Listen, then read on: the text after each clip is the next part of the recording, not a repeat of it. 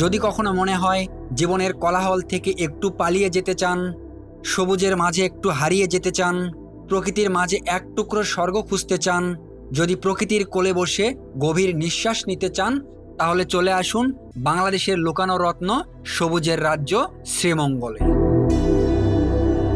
সবুজে ঘেরা ছোট্ট একটি শহর, নাম তার শ্রীমঙ্গল। মৌলভীবাজার জেলার এই ছোট্ট শহরটি যেন প্রকৃতি তার নিজ হাতে সাজিয়ে তুলেছে অপরূপ শিল্পকর্ম দিয়ে। একদিকে হাজার হাজার একর চা বাগান, অন্যদিকে আঁকাবাঁকা পাহাড়ি মেঠোপথ, মাঝে মাঝে সাদা ঝর্ণার কলকল ধ্বনি। সব মিলিয়ে শ্রীমঙ্গল যেন বাস্তব জগতে লুকিয়ে থাকা এক রূপকথার স্বর্গরাজ্য।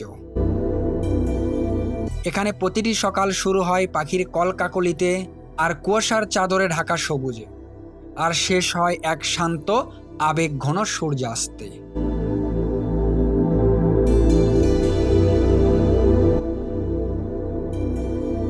শহরের কোলাহল পেরিয়ে যখন আপনি আসবেন শ্রীমঙ্গলে, তখন প্রথমেই যে জিনিসটা আপনার মন ছুঁয়ে যাবে তা হলো এই শহরের রাস্তাগুলো। এ যেন কেবলমাত্র কোনো পথ নয়, এটি সবুজে মরানো এক রূপকথার জগৎ, প্রকৃতির মায়ায় তৈরি এক যাত্রাপথ। অনেকে বলে শ্রীমঙ্গলের রাস্তা যেন এক গ্রিন টানেল, যার ছায়ায় দাঁড়ালে গ্রীষ্ম ঋতুকেও শীতল মনে হয়। Liton the traveller YouTube channel ও ফেসবুক পেজে আপনাদের সবাইকে স্বাগতম। আমার পেছনের ভাস্কর্য বা প্রতিমাটা দেখেই আপনারা বুঝতে পারতেছেন আমি কোথায় চলে এসেছি। হ্যাঁ, আমি চলে এসেছি বাংলাদেশের চার রাজধানী খ্যাত শ্রীমঙ্গলে। চা কন্যা ভাস্কর্যে যেতে চাইলে বাংলাদেশের যে কোনো জায়গা থেকে আপনারা প্রথমে চলে আসবেন শ্রীমঙ্গল। এতে আপনারা আপনাদের সুবিধা মতো রেলপথ বা সড়ক পথ ব্যবহার করতে পারেন। তারপর শ্রীমঙ্গল বাস স্ট্যান্ড থেকে লোকালভাবে জনপ্রতি 30 টাকা বাস ভাড়া দিয়ে আপনারা চলে আসতে পারবেন এই চা কন্যা ভাস্কর্যে। বাংলাদেশের চার রাজধানী বলে পরিচিত এই শহরে আপনি যেদিকেই তাকাবেন চারদিকে শুধু সবুজ আর সবুজ। আর এই সবুজ চা বাগানের মাঝেই দাঁড়িয়ে আছে এক চা কন্যা ভাস্কর্য, যা নীরব, ধীর কিন্তু বলিষ্ঠ। 24 ফুট উচ্চতার এই চা কন্যা ভাস্কর্যটি শুধু একটি মূর্তি নয়, এই চা কন্যা যেন চা বাগানে কাজ করা লাখো নারী শ্রমিকের প্রতীক, তাদের সাহস, সংগ্রাম আর সৌন্দর্যের জীবন্ত প্রতিচ্ছবি। ঢাকা সিলেট পুরাতন মহাসড়কের পাশে শ্রীমঙ্গল শহরের প্রবেশদ্বারে সাতগাঁও চা বাগানের সামনে মাথা উঁচু করে দাঁড়িয়ে থাকা এই মনোমুগ্ধকর ভাস্কর্যটি পর্যটকদের কাছে আজ এক আইকন হয়ে দাঁড়িয়েছে। বাংলাদেশের চা উৎপাদন শিল্পে নারী শ্রমিকদের অবদানের প্রতি শ্রদ্ধা ও স্বীকৃতি স্বরূপ এই ভাস্কর্যটি নির্মাণ করা হয়, যা 2010 সালের ফেব্রুয়ারি মাসে সর্বসাধারণের জন্য আনুষ্ঠানিকভাবে উন্মোচন করা হয়। যিনি প্রথমবার এই ভাস্কর্যটি দেখেন থমকে যান, যিনি দ্বিতীয়বার দেখেন ছবি তোলেন, আর যিনি তৃতীয়বার দেখেন তিনি মনে মনে কুর্নিশ জানান এই চার গন্ধমাখা নারীর প্রতি। বিশ্ববিদ্যালয়ের ছাত্রছাত্রী থেকে শুরু করে দূর দূরান্তর থেকে আসা পর্যটক সবাই এখানে এসে কিছুক্ষণ দাঁড়ান আর মুগ্ধ দৃষ্টিতে তাকিয়ে থাকেন এই শিল্পকর্মের দিকে, আর ছবির স্মৃতিতে বন্দি করে রাখেন এক টুকরো অনুভূতি। আপনি কি এই ভাস্কর্যটি নিজ সচক্ষে দেখেছেন? যদি দেখে থাকেন তবে সেই অনুভূতি আমাকে কমেন্টে জানিয়ে দিন, আর যদি না দেখে থাকেন তবে চটফট বেরিয়ে পড়ুন এই মহৎ উজ্জ্বল প্রতিমাটি দেখার জন্য। এখন এখান থেকে আপনাদের নিয়ে যাব আমাদের পরবর্তী গন্তব্য লাউয়াছড়া জাতীয় উদ্যানে। এখান থেকে জনপ্রতি 30 টাকা বাস ভাড়া দিয়ে আপনারা চলে যাবেন শ্রীমঙ্গল বাস স্ট্যান্ড। তারপর সেখান থেকে কিছুটা পথ পায়ে হেঁটে আপনারা চলে যাবেন শ্রীমঙ্গলের রিজিক হোটেলের সামনে। তারপর সেখান থেকে আপনারা পেয়ে যাবেন লাউয়াছড়া জাতীয় উদ্যান যাওয়ার লোকাল পরিবহন। তারপর সেখান থেকে জনপ্রতি 20 টাকা বাস ভাড়া দিয়ে আপনারা চলে আসুন লাউয়াছড়া জাতীয় উদ্যানে। Liton the traveller YouTube channel ও ফেসবুক পেজে আপনাদের সবাইকে স্বাগতম। আমি মোহাম্মদ লিটন হোসাইন, বর্তমানে আপনাদের নিয়ে এসেছি লাউয়াছড়া জাতীয় উদ্যান। এই লাউয়াছড়া জাতীয় উদ্যানটা মৌলভীবাজার জেলার কমলগঞ্জ উপজেলায় অবস্থিত। তাহলে চলুন আমার সঙ্গে লাউয়াছড়া জাতীয় উদ্যানটা ঘুরে দেখুন এবং লাউয়াছড়া জাতীয় উদ্যানের সম্পূর্ণ সৌন্দর্য উপভোগ করুন। আপনাদের সময় হলে আপনারা এখানে আসবেন, এসে ঘুরে দেখবেন, আশা করি আপনাদের ভালো লাগবে। লাউয়াছড়া জাতীয় উদ্যানের গেটে আসার পর জনপ্রতি 115 টাকায় টিকিট কেটে প্রবেশ করুন উদ্যানটির ভেতরে। মাত্র 115 টাকার বিনিময়ে আপনি পাবেন এক অবিস্মরণীয় অভিজ্ঞতা, যেখানে প্রকৃতি, শান্তি আর অ্যাডভেঞ্চার একসাথে মিশে যায়। কারণ এখানকার প্রতিটি মুহূর্ত, প্রতিটি নিঃশ্বাস ভরা থাকে বিস্ময়, প্রশান্তি আর অনাবিল রোমাঞ্চে। এটি বাংলাদেশের অন্যতম গুরুত্বপূর্ণ ট্রপিক্যাল রেইন ফরেস্ট এবং বন্যপ্রাণী সংরক্ষণের এক অনন্য উদাহরণ। নিঃসন্দেহে এই রাস্তাটি এই উদ্যানের উল্লেখযোগ্য গুরুত্বপূর্ণ সুন্দর রাস্তা, তাই এই রাস্তাটির সৌন্দর্য মন ভরে উপভোগ করুন। রাস্তা ধরে কয়েক মিনিট হাঁটলেই আপনি পেয়ে যাবেন এই উদ্যানটির আরেকটি উল্লেখযোগ্য আকর্ষণ, এই উদ্যানের ভেতর দিয়ে চলমান রেল লাইন। যারা এই উদ্যানে এসেছেন তারা মোটামুটি কম বেশি সবাই অপেক্ষা করেছেন এই উদ্যানটির ভেতর দিয়ে ট্রেন যাওয়ার সুন্দর মনোরম দৃশ্য দেখার জন্য। ঠিক আমিও তার ব্যতিক্রম ছিলাম না। তারপর কিছুক্ষণ অপেক্ষা করতে না করতেই চলে আসলো আমাদের কাঙ্ক্ষিত ট্রেন। সত্যি এই গহীন অরণ্যের মধ্য দিয়ে ট্রেন যাওয়ার মনোমুগ্ধকর দৃশ্য অনেক দিন মনে গেঁথে থাকবে। প্রকৃতিকে যদি ছুঁতে চান, যদি হৃদয়ের গভীরে অনুভব করতে চান প্রকৃতির নিঃশব্দ আহ্বান, তাহলে অন্তত একবার যেতে হবে মৌলভীবাজারের লাউয়াছড়া জাতীয় উদ্যান। সবুজের রাজ্যে রহস্যের এক অবিস্মরণীয় নিঃশব্দে রোমাঞ্চকর যাত্রা। বাংলাদেশের উত্তর পূর্ব কোণে সিলেট বিভাগের এক নির্জন অথচ মুগ্ধ করা মোহময় প্রান্তে লুকিয়ে আছে সবুজের চাদরে মোড়ানো এক জাদুকরী জগৎ, নাম তার লাউয়াছড়া জাতীয় উদ্যান। লাউয়াছড়া জাতীয় উদ্যানে আসলে এই লাউয়াছড়া জাতীয় উদ্যানের ভেতর দিয়ে একটা রেল লাইন গেছে। সেই রেল লাইনের পথ ধরে আপনারা অনেকটা সময় হাঁটবেন। আশা করি এই পথটা আপনাদের স্মরণীয় হয়ে থাকবে। চতুর্পাশে নীরব প্রকৃতি আর শুনশান শব্দ আপনাকে বিমোহিত করবে। এই রেইন ফরেস্টের ভেতরে 3টি চমৎকার প্রবণ টেইল রয়েছে। 30 মিনিট, 1 ঘন্টা ও 1.5 ঘন্টা হাঁটার পথ। এর প্রতিটি টেইল আপনাকে নিয়ে যাবে এক নতুন রহস্যের ভেতরে। এই টেইলে যখন আপনি হাঁটবেন তখন হঠাৎ করেই দেখা মিলবে এক ঝাঁক রঙিন প্রজাপতি, দূরে লাজুক ভাল্লুকের ডাক বা গাছের ডালে খেলা করা বানরের দল। টেইলের পাশ দিয়ে মাঝে মাঝে ছুটে যায় ট্রেন, তার কুয়াশা মাখা শীষ যেন মনে করিয়ে দেয় আপনি এক সিনেমার দৃশ্যপটে হাঁটছেন। এই রেল লাইনের পাশ দিয়েই, অর্থাৎ এই রেল লাইনকেই ব্যবহার করে 2টি সিনেমা তৈরি হয়েছিল। একটি হচ্ছে হুমায়ুন আহমেদের চলচ্চিত্র আমার আছে জল, অপরটি হচ্ছে অস্কারজয়ী Hollywood movie around the world in 80 days.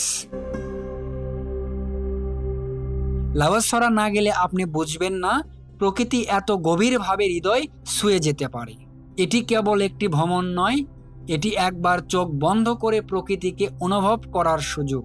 Lawachara শুধু একটি গন্তব্য নয়, এটি একটি অভিজ্ঞতা, একটি হৃদয়স্পর্শী ভ্রমণ যা আপনি মনে রাখবেন সারা জীবন। তো আপনি কি প্রস্তুত? চলেন হারিয়ে যাই লাউয়াছড়ার সবুজ রাজ্যে। চোখে রেখে দেই প্রকৃতির কুয়াশা, কানে শুনি ভাল্লুকের ডাক, আর হৃদয়ে ফিরে নিয়ে যাই লাউয়াছড়ার অনন্ত সবুজ স্মৃতি। চলুন এখন আপনাদের নিয়ে যাই আরেকটি সবুজ অরণ্যে ভরপুর লালটিলাই। লাউয়াছড়া জাতীয় উদ্যানের সামনে থেকে জনপ্রতি 20 টাকা বাস ভাড়া দিয়ে আপনি চলে আসুন শ্রীমঙ্গল রিজিক হোটেলের সামনে। তারপর সেখান থেকে পায়ে হেঁটে শ্রীমঙ্গল রেল স্টেশন অতিক্রম করে 20 টাকা অটো ভাড়া দিয়ে চলে যেতে পারবেন লালটিলাই। তবে মনে রাখবেন যে এই রাস্তাতেই আপনি পাবেন আদি নীলকণ্ঠ টি কেবিন, যেটি 7 রঙের চায়ের জন্য শ্রীমঙ্গলে বেশ বিখ্যাত। তাই লালটিলা থেকে ফেরার পথে এই চায়ের স্বাদ উপভোগ করবেন। লাল মাটির টিলা, প্রকৃতি, ইতিহাস, রহস্য আর অপার সৌন্দর্যের এক মিলনস্থল। প্রকৃতি যখন রং তোলে তার ক্যানভাসে, তখন জন্ম নেয় এমন কিছু জায়গা যেগুলো শুধু চোখের নয়, মন ও আত্মারও প্রশান্তি হয়ে ওঠে। আজ আমরা চলেছি বাংলাদেশের এক লালচে সৌন্দর্যে ঘেরা রহস্যময় টিলা লালটিলায়, যেখানে প্রকৃতি ছুঁয়েছে পবিত্রতা আর ইতিহাসে ছড়িয়ে আছে এক রহস্যময় কাহিনী। সেই স্থানটির নাম লালমাটির টিলার কালী মন্দির। শ্রীমঙ্গলের নান্দনিক ফুলসরা চা বাগানের 5 নম্বর সেকশনে অবস্থিত এই টিলাটি শহর থেকে মাত্র 4 কিলোমিটার দূরে, কিন্তু প্রকৃতির বিচারে যেন শহর থেকে বহু দূরে এক শান্ত, নির্জন, প্রকৃতি পরিমণ্ডিত এক স্থান।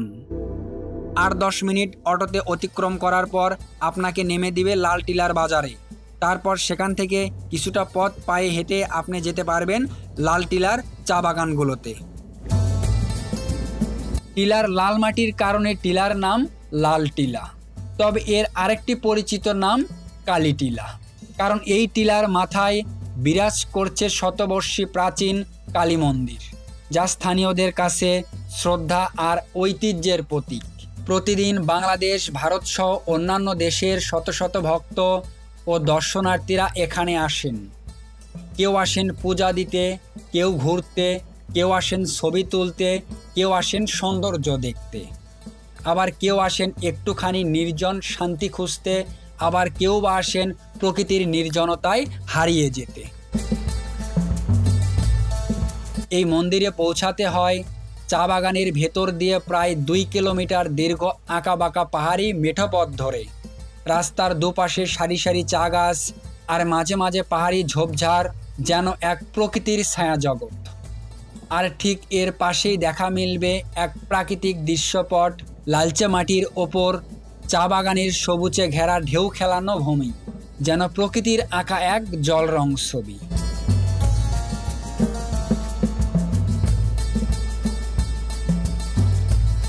এই লাল টিলার চূড়ার পাহাড়ি পথ অনেকটা পিচ্ছিল আর কোথাও কোথাও অনেক খাড়া, তাই এই চূড়ায় ওঠার সময় সাবধানতা অবলম্বন করা জরুরি। কিন্তু যখন আপনি 200 ফুট উপরে উঠে মন্দিরে পৌঁছাবেন, তখন টিলার চূড়ায় দাঁড়িয়ে চারপাশের প্রাকৃতিক সৌন্দর্য আর যে ঠান্ডা হাওয়া এসে আপনার মুখে লাগবে, তাতে শুধু শীতলতাই নয়, থাকে একটা প্রশান্তির অনুভব আর আধ্যাত্মিক শান্তি, যেন আপনার শরীর ও মনকে একসাথে জড়িয়ে ধরবে। চারদিকে যতদূর চোখ যায় কেবল লালচে মাটির উপর সবুজে ঘেরা অরণ্য, একদিকে চা গাছের সারি, আরেক দিকে লালচে মাটির ঢালু ভূমি। সূর্যাস্তের সময় এই লাল মাটি যখন সোনালি আলোয় রাঙে, তখন লাল টিলা হয়ে ওঠে এক রূপকথার রাজ্য। তাই সময় করে একদিন এসেই পড়ুন এই লাল রঙের রহস্যে মরানো টিলায়। কে জানে, হয়তো আপনার মনও আপনাকে খোঁচা দিয়ে বলবে, আহ, এমন সৌন্দর্য আর কোথাও দেখিনি। শ্রীমঙ্গল কেবলমাত্র চোখের খোরাক নয়, এটি হৃদয়ের ঔষধ। যারা একবার আসেন তারা ফিরে যান কেবল ছবি নিয়ে নয়, স্মৃতির ভারও নিয়ে যান পূর্ণ করে। হ্যাঁ, এটাই শ্রীমঙ্গল, প্রকৃতির হাতে গড়া এক শহর, আর তার বুকে আঁকা এক একটি রাস্তা যেন মনের ক্যানভাসে আঁকা শিল্পকর্ম, যেখানে প্রতিটি বাঁকে বাঁকে অপেক্ষা করে নতুন বিস্ময়, নতুন গল্প, নতুন অনুভব। এখানে আপনি হারিয়ে যান প্রকৃতির গভীরে, নিঃশব্দ এক অনুভবের রাজ্যে, আর এই হারানোতেই আপনি খুঁজে পাবেন নিজেকে। আর আপনি কি প্রকৃতির এমন স্পর্শে ডুবে যেতে চান? যদি আপনার উত্তর হয় হ্যাঁ, তাহলে বলবো লাল টিলা শুধু একটি টিলা নয়, এটি এক অনুভব, এক আত্মিক ভ্রমণ। একবার ঘুরে এলে এই লাল মাটির টিলায়, যা আপনাকে টেনে রাখবে বারবার ফিরে আসার আশায়। তবে এই টিলা ওঠায় রয়েছে বেশ কিছু চ্যালেঞ্জ। মন্দিরের চূড়ায় নেই পানীয় জলের ব্যবস্থা, নেই শৌচাগার, এমনকি সার্বক্ষণিক সেবায়তও নেই। তাই দর্শনার্থীদের দাবি, সরকারি বা বেসরকারিভাবে এই স্থানটির যত্ন নিলে এটি হতে পারে মৌলভীবাজার জেলার একটি উন্নত আন্তর্জাতিক মানের পর্যটন কেন্দ্র। আপনি কি কখনো মৌলভীবাজার জেলার শ্রীমঙ্গল ঘুরতে এসেছেন? যদি ঘুরতে এসে থাকেন তবে তার অভিজ্ঞতা শেয়ার করতে পারেন আমাদের সঙ্গে। আর আমার ভিডিওটি যদি আপনাদের ভালো লেগে থাকে তাহলে লাইক দিন, শেয়ার করুন প্রিয়জনদের সাথে, আর এমন মন ছুঁয়ে যাওয়া আরও ভ্রমণের গল্প পেতে সাবস্ক্রাইব করুন আমার চ্যানেলটি। এটি ছিল আমার শ্রীমঙ্গল ভ্রমণের প্রথম পর্ব। আগামী সপ্তাহে আমার চ্যানেলেই শ্রীমঙ্গল ভ্রমণের দ্বিতীয় পর্ব আপলোড করা হবে। সেই ভিডিওটি আপনাদের দেখার আমন্ত্রণ জানিয়ে আজকের পর্ব এখানেই সমাপ্তি করে আমি বিদায় নিচ্ছি। সবাই ভালো থাকবেন, সুস্থ থাকবেন। আসসালামু আলাইকুম।